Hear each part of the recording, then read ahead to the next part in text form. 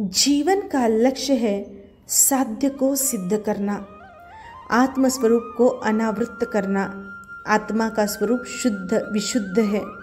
कर्म से संबद्ध होने पर भी उसके स्वरूप में किसी तरह का परिवर्तन नहीं आता है। आत्मज्योति जैसी पहले थी उसी रूप में आज है और भविष्य में भी सदा सर्वदा तद्रूप ही बनी रहेगी। कर्म वर्गना के पुद्गलों की कितनी ही परतें उसे क्यों न आवृत्त करती रहे, फिर भी वे उसके स्वरूप को परिवर्तित करने में समर्थ नहीं है।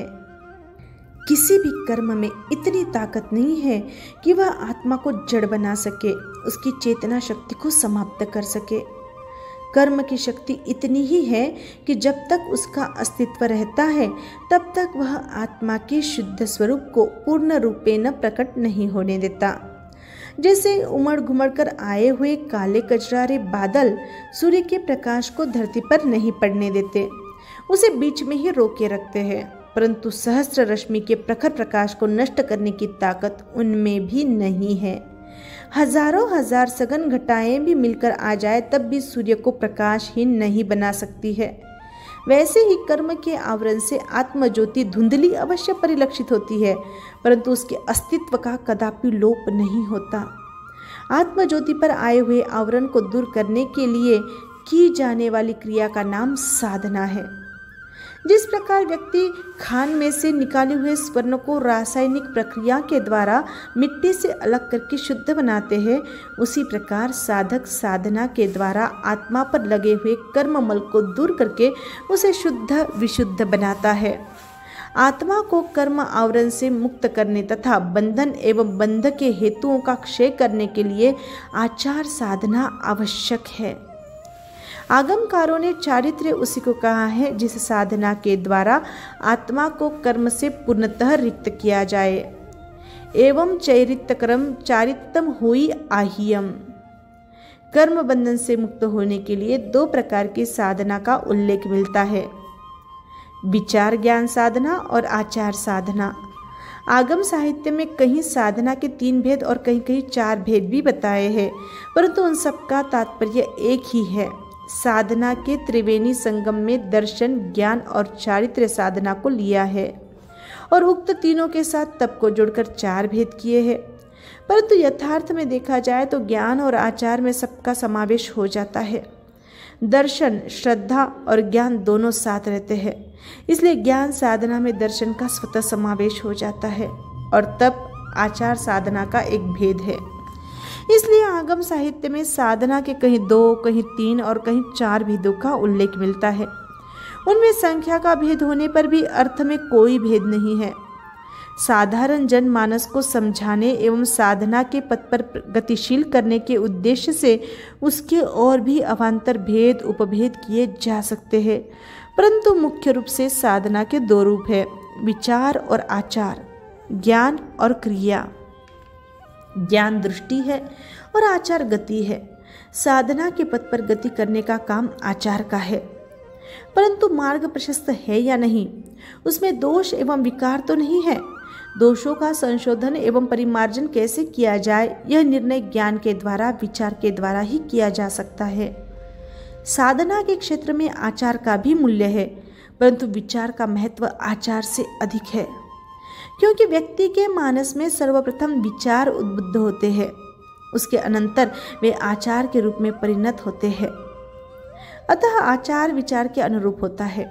यदि विचार सम्यक है, शुद्ध विशुद्ध है, तो आचार भी सम्यक होगा, शुद्ध विशुद्ध होगा और दोषों से रहित होगा। यदि विचारों में मलिनता है, अज्ञान है, अशुद्धता है, तो ज्ञान की, विचारों की अशुद्ध पर्याय से युक्त साधक की आचार साधना कितनी ही उत्कृष्ट एवं कष्टप्रद क्यों न परिलक्षित होती हो, वितराग प्रभु की दृष्टि में मिथ्या साधना है, अशुद्ध आचार है।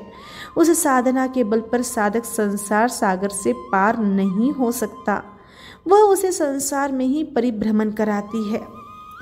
आचार स्वतः सम्यक या मिथ्या नहीं है, उसकी सम्यक्त्वता एवं असम्यक्त्वता विचारों पर ही निर्भर है। जो आचार साधना भले ही वह बाह्य आकार में साधारण सी ही क्यों न दिखाई दे, ज्ञान की शुद्ध पर्याय के साथ की जाती है, वही सम्यक आचार है, वही सम्यक चरित्र है और उसी से साधक अपने साध्य को सिद्ध कर सकता है।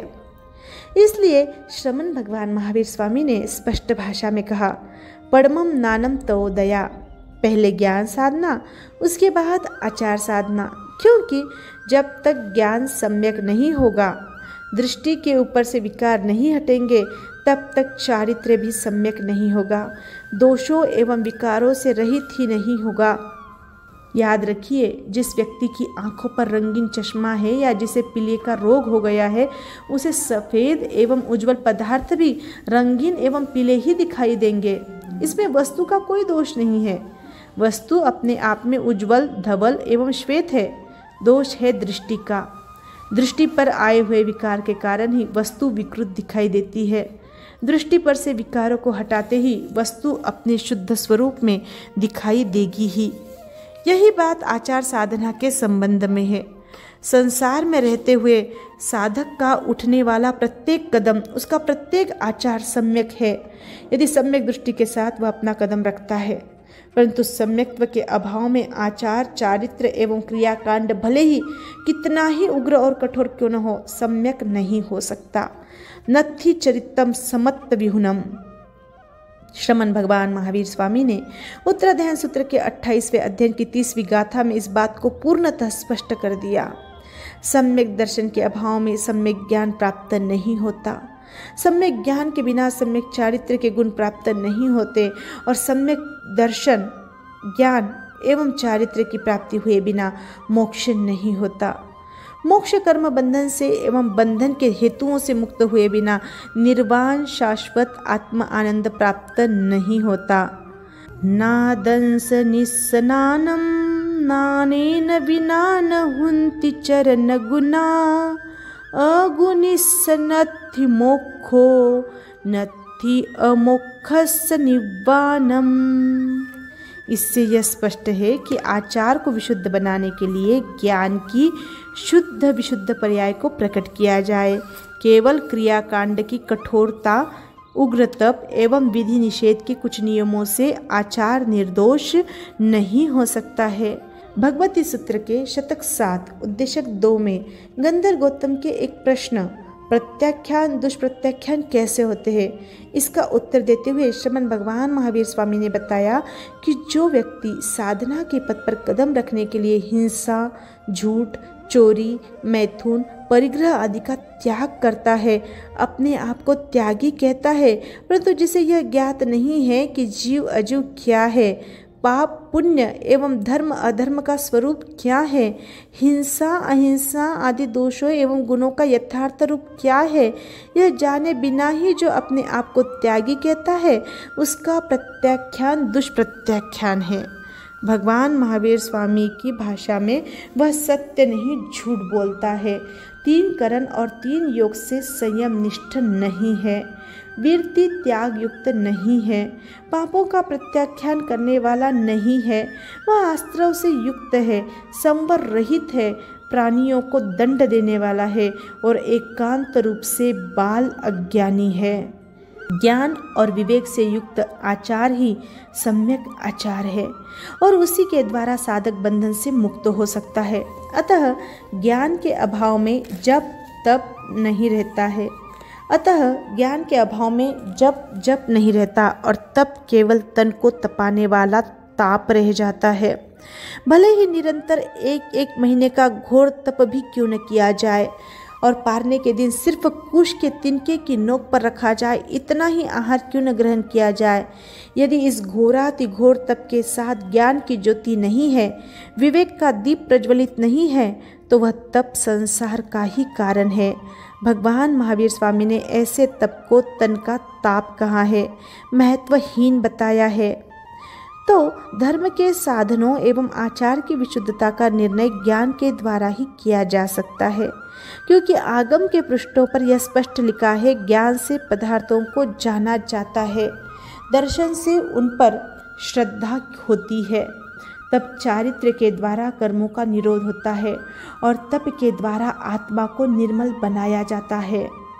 नाने न जानई भावे दंसने न यसदहे चरिते न निगिन्हाई तबे न परिसुझई।